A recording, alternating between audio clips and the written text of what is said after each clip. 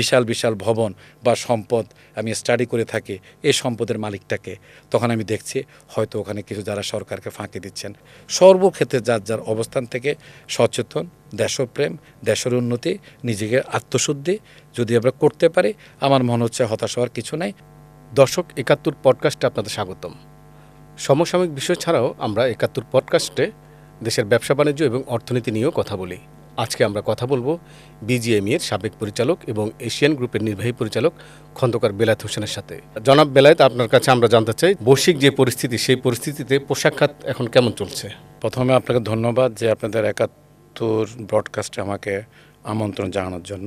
বৈশ্বিক পরিস্থিতিতে এখন অ্যাকচুয়ালি আমি যদি প্রথমে পোশাক খাত নিয়ে সাথে যেহেতু সম্পৃক্ত, সেটা নিয়ে যেটা বলতে চাচ্ছি, অর্ডার ভলিউমটা একটু কম। আপনারা জানেন বিশেষ করে গত এক বছর ইউক্রেন যুদ্ধ, এরপর ইরান এই যুদ্ধ বা এগুলির জন্য যে সাইড এফেক্ট, ইনডাইরেক্ট এফেক্ট আছে, ডাইরেক্ট এফেক্ট আছে, এগুলোর জন্য প্রাইস একটা ফল করছিল। তো যে সমস্ত ফ্যাক্টরিগুলি মানে অনেকগুলি চ্যালেঞ্জ ফেস করে টিকে রাখতে চাচ্ছেন বা আছেন, তখন অনেক সময় ওনারা কিন্তু প্রাইসটা কনসিডার করে অর্ডারটা জাস্ট নিতে হয়, ইন্ডাস্ট্রিকে চলমান রেখে ভবিষ্যতের জন্য আশায় তারা থাকে। কিন্তু পাশাপাশি নতুন সংকট যেটা, সেটা আপনার প্রাইস কম কিন্তু এখন স্টাইল ওয়াইজ ভলিউম কম হচ্ছে। এই মুহূর্তে আপনার সিজন যে একটা গ্যাপ আছে, উইন্টার অ্যান্ড সামার বা স্প্রিং, এই যে একটা গ্যাপ এটা হয়, সেই গ্যাপটা একটু লম্বা। সেজন্য এই মুহূর্তে একটু অর্ডার ভলিউমটা কম। আমাদের টোটাল 10-15% এই মুহূর্তে ক্যাপাসিটি আন্ডার ইউটিলাইজড আছে, জাস্ট আমরা লে অফ করে রাখতে হচ্ছে। তো আমাদের যদি এই অবস্থা হয়, যারা আমাদের থেকে আরও ক্ষুদ্র বা মাঝারি যারা আছেন, তাদের অবস্থা কিন্তু আরেকটু করুণ আছে।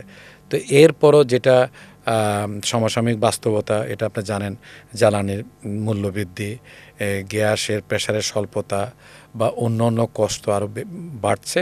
আর খরচ কিন্তু কম নাই, কিন্তু কস্ট অফ প্রোডাকশানের মধ্যে কম্পিটিটিভ মার্কেটে টিকে থাকার জন্য যে এলিমেন্টসগুলি আছে, সেটা যদি ভলিউম এবং প্রাইসটা যদি পাওয়া যেত, সেই জায়গাটা একটু ভালো হতো। সেক্ষেত্রে আমরা যেমনটি দেখেছি যে গেল ৩.৫ বছর প্রায় ৩৫০র মতো পোশাক কারখানা বন্ধ হয়েছে।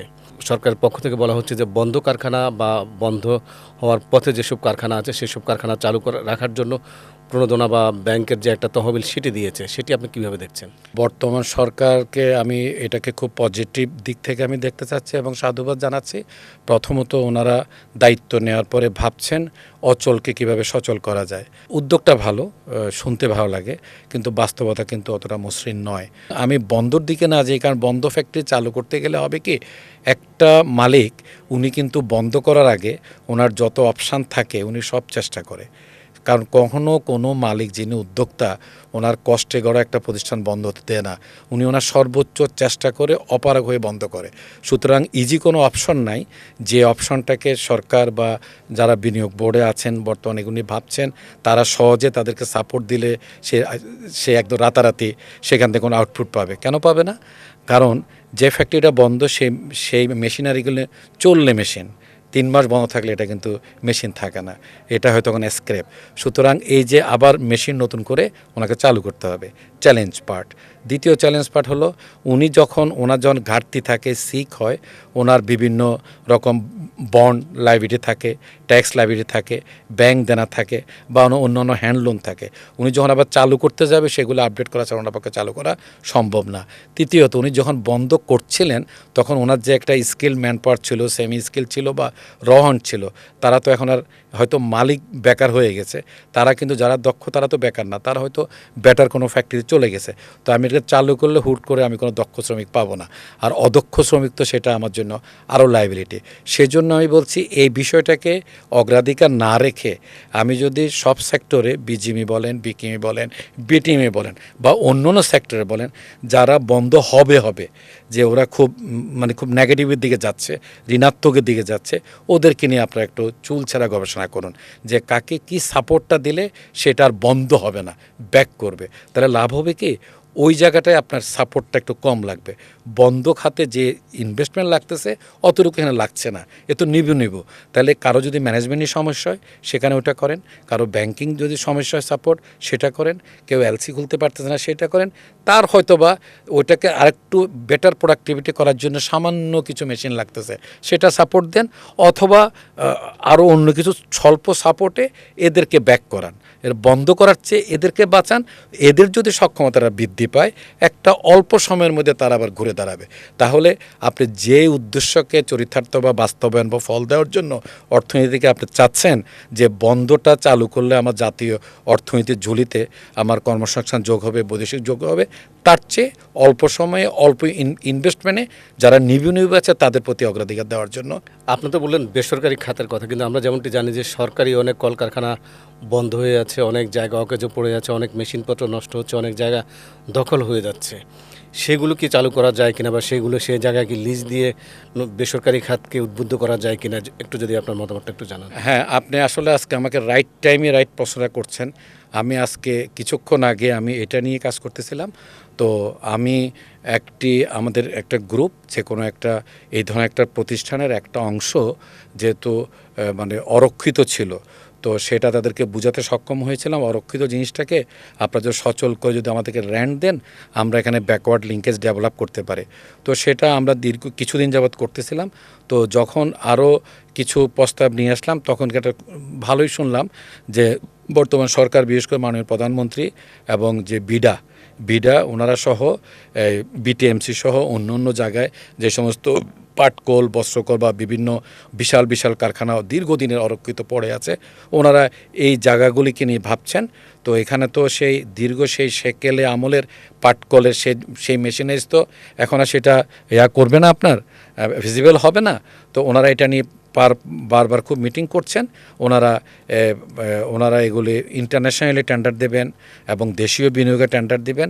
এই অরক্ষিত জায়গাগুলিকে আবার মানে ভালো করে করার জন্য, ডেভেলপ করার জন্য হয় স্পেস লিজ দেবেন বা গোডাউন লিজ দেবেন, বা যদি কোনো বিনিয়োগকারী যদি দেশি বিদেশি এখানে বিনিয়োগ করতে চায় সেই পথে কিন্তু সরকার হাঁটছেন। কিন্তু অনেক সময় ব্যবসায়ীদের পক্ষ থেকে যেটা আমরা অভিযোগ শুনি যে সরকার বিনিয়োগের অনুমোদন দেয়, কিন্তু বিনিয়োগ অনুমোদন দেওয়ার পরে কারখানা চালু করার জন্য যে গ্যাস, বিদ্যুৎ, পানি বা অবকাঠামো যে সহায়তা সেটা দিচ্ছে না বা সেটা পাওয়া যায় না। এবং অনেক ক্ষেত্রে বিভিন্ন দপ্তরের, বিভিন্ন সরকারি প্রায় 15-16টা দপ্তরের অনুমোদন দেওয়া লাগে এবং এটা অনেক সময় সাপেক্ষ। এটা অত্যন্ত মানে সত্য একটা বাস্তবতা। আমাদের সর্বস্তর একটা দেশপ্রেমের ঘাটতি আমি বলবো। আমরা দায়িত্বশীল পদে থেকেও দায়িত্ববান নই। আমাদের অনেক কিছু করার সুযোগ আছে। যেমন আমি যদি দেশীয় যারা বিনিয়োগ করে আসছেন, যারা সর্বোচ্চ মেধা, প্রজ্ঞা, মূলধন দিয়ে এখনও টিকে আছেন, তাদের পেইনটা যদি আমি সমাধান না করে আমি বিদেশের বাড়িতে বিনিয়োগকারী খোঁজাটা আমার কাছে মোটেও গ্রহণযোগ্য নয়। এজন্য কারণ বর্তমান গ্লোবাল বিশ্বে যে তথ্য যেভাবে আপডেট থাকে, যদি আমি বিদেশি কোনো বিনিয়োগকে আহ্বান জানাতে চাই যে আপনারা বাংলাদেশে আসুন, আপনারা বিনিয়োগ করুন, তাদের এটা জানতে বাকি নেই যারা বাংলাদেশে অলরেডি বিনিয়োগ করে বসে আছেন তারা কী ব্যথায় ব্যথিত, তারা কি চ্যালেঞ্জ পার্টটা ঠিক করছে না। তো সরকার, আমি জানি অনেক জায়গায় লিমিটেশন আছে, কিন্তু লিমিটেশন নিয়েও যদি আপনারা আরেকটু ডিপলি আন্তরিকভাবে সবাই মিলে চেষ্টা করে ধাপে ধাপে কিছুটা অবশ্যই সম্ভব। যেমন ধরেন আমরা অনেক প্রতিষ্ঠান, যেমন উনি যদি ইন্টারন্যাশনাল কম্পিটিটিভ বাজারে ওনাকে টিকতে হয়, কম প্রাইসে ওনাকে মালটা বিক্রি করতে হবে। তো কম প্রাইসটা কখন হবে? আমি শ্রমিকের বেতন কম দিতে পারবো না, প্রতি বছর আমাকে 5% করে ইনক্রিমেন্ট দিতে হচ্ছে অ্যাজ পার লেবার ল। আমার প্রতি বছর বিদ্যুৎ দাম বাড়ছে, আমার গ্যাসের দাম বাড়ছে, পানির দাম বাড়ছে, সব বাড়ছে। কাদেরকে সাপোর্ট দিলে ওই প্রতিষ্ঠান এবং দেশ আগে লাভবান হবে, এটা কিন্তু স্টাডি করতে খুব একটা কষ্ট হয় না। তা আমি বলবো ঢালাওভাবে একদম হাত গুটে বসে না থাকে, যে সরকার যদি ছোট ছোট কারখানাগুলিকে সামান্য কিছু সাপোর্ট দেয়, তাহলে ওই জায়গাটাকে থেকেই কিন্তু আউটপুট আরও বেশি আসবে। তো এখানে আসলে এত অল্প কথায় বোঝানো যাচ্ছে না। তো আমি সবচেয়ে বড় করব যারা দায়িত্বশীল জায়গায় আছেন তারা যদি একটু আন্তরিকভাবে চেষ্টা করেন, আমি মনে করি ধাপে ধাপে সম্ভব। নতুন সরকার আসার পরে একটা কিন্তু নড়াচড়া হচ্ছে না তা না, ওনারা ভাবছেন, ওনারা নাড়াচাড়া করছেন, তা আমরা দেখতে পাচ্ছি। কিন্তু সরকারের নীতি নির্ধারক তো চাইলে হবে না, তার একদম নিচ লেভেল পর্যন্ত প্রত্যেকে কিন্তু আন্তরিক হতে হবে। আমরা যেটা জানি যে সরকারি কর্মকর্তারা কোনো অবৈধ কার্যক্রম করলে, ঘুষ চাইলে অথবা বিনা কারণে কোনো একটা ব্যবসায়ের ফাইল যদি আটকে রাখে, তার বিরুদ্ধে কোনো মামলা করা যায় না, তার বিরুদ্ধে কোনো প্রতিকার চাওয়া যায় না। এটা কি আসলে ব্যবসার জন্য কি আসলে ভালো কিনা, বা এটা কিভাবে দূর করা যায়? আসলে এখানে ওই বিড়ালের গলায় ঘন্টা বাজাবে কে? আমরা ওই অনেক সময় আমরা কোনো দুর্ভোগের শিকার হতে চাই না, আমরা কোনো চ্যালেঞ্জ আমরা আমরা নিতে চাই না, যে যেভাবে আছি কোনো রকম মানিয়ে যাই, এভাবে চলছে তো চলুক না, যদি আরও খারাপ হয়। এই জন্যই অনেক সময় অনেকে এই ধরনের রিস্ক নিতে চায় না। কারণ ওই যে আমি প্রথমে আপনাকে একটা কথা বলছি, আমরা যারা স্টেক হোল্ডার আছি, যারা বিভিন্ন সেক্টরে আছি, সবাইকে আন্তরিক হওয়াটা খুবই উচিত। আর কত ভাই, কারণ দেখছি আমরা তো অনেক বেটার থাকার কথা ছিল। এখানে দরকার মূল্যবোধ, অনেস্টি, দেশপ্রেম, আমাদের ভবিষ্যৎ প্রজন্মের জন্য আমরা একটু বেটার কিছু রেখে যাওয়ার জন্য আমরা যার যার অবস্থান থেকেই আমরা চেষ্টা করলে আমি মনে জিনিসটা সম্ভব। বাংলাদেশে প্রায় 50টির মতো ব্যাংক আছে, সরকারি এবং বেসরকারি মিলিয়ে। কিন্তু এইসব ব্যাংকের আপনারা ব্যবসায়ীরা যেটা বলেন যে সুদের হার অনেক বেশি, আবার সরকারি ট্যাক্স অনেক বেশি। সব মিলিয়ে কি এটা ব্যবসার জন্য উপযোগী কিনা? আচ্ছা, আমি একটা কথা বলি, আপনি খুব ভালো কথা বলছেন। আসলে আমি যে জিনিসগুলি খুব আপন মনে ভাবি, আপনি এই প্রশ্নগুলি আনছেন। প্রথমে আমাদের বাংলাদেশের অর্থনীতির জন্য 50-এর অধিক ব্যাংক প্রয়োজন আছে কিনা? ব্যাংকের কস্ট অফ ফান্ড বেশি। আগে যদি ওই ব্যাংকে যদি তার কস্টিংটা কমায়, আমার মনে হচ্ছে বাংলাদেশের প্রেক্ষাপটে লিভিং কস্টটা স্ট্যান্ডার্ড করে অন্যান্য সেক্টরের সাথে যদি কম্পেয়ার করলে ব্যাংকারদের বেতনটা যদি কিছুটা কমে, সুদের হার কিন্তু ওখানে একটু কমানো সম্ভব হয়। কস্ট অফ ফান্ড যেটা আপনাকে বলছি 4%, সেটা হয়তো লাগে না, সেটা মানে 2.5-এর মধ্যে সম্ভব। সুতরাং এই জায়গাটা যদি ইন্টারেস্টটা কমে, সেই জায়গায় যারা ব্যাংক নির্ভর প্রজেক্ট করতে চাচ্ছেন, বা অনেক সময় এটা ছাড়া তো সম্ভবও না, ব্যাংক নির্ভর বলতে ব্যাংক থেকে ঋণ নিয়ে পুরো ঋণ নিয়ে তো সম্ভব না, তো ওনার ওই সুদের হারটা যদি কম হয়, সেখানে কস্টিংটা কমে। সুতরাং সুদের হার আরও কম হওয়া অবশ্য উচিত। কর ব্যবস্থা যেটা বললাম যে চড়া, হ্যাঁ, বর্তমান নতুন সরকার তারা আসার পরে আবার যে বাজেট দিয়েছে, এটা খুব সংসদে বলেন, বিরোধী দলের যারা সম্মানিত সদস্যরা আছেন তারা বলেন, বা সুশীল সমাজ বলেন, বুদ্ধিজীবী বলেন, অর্থনীতিবিদ বলেন, আমি যেটা মিডিয়া বা প্রিন্ট মিডিয়া বলেন, ইলেকট্রনিক মিডিয়া বা সব জায়গায় দেখতে পেয়েছি, বা এটা আপনারাও অবশ্যই অবলোকন করেছেন, এই টার্গেট তো আহরণ করা, কালেকশন করা সম্ভব না। কেন নয়? এর আগের অর্থ বছরে সে ধরনের 5,000 কোটি টাকা যদি এনবিআরকে টার্গেট দেওয়া হতো, তারা হয়তো বা এখনও পুরোপুরি হয় নাই, 4,000 কোটি টাকা কর আহরণ হয়েছে, তাই তো? এনবিআর এটা 20% কম দেন ইউর বাজেট। আচ্ছা, তাহলে এবার যেখানে বাস্তবতা 20% কম কর আয় হয়েছে, সে জায়গায় বর্তমান অর্থমন্ত্রী বা যারা বাজেট প্রণেতা ছিলেন, তারা কেন আরও 1,000 কোটি টাকা বাড়ালেন? সেই জন্য অনেকের মনে আসে জিনিসটা, এটা মানে একটা উচ্চাবিলাসী। এটা কখনোই সম্ভব না, আমি এটার সাথে একমত নই। আমি খুব গবেষণা করে কথা বলছি, সরকার উচ্চাবিলাসী নয়, উচ্চাবিলাসী জনগণের একটা অংশ।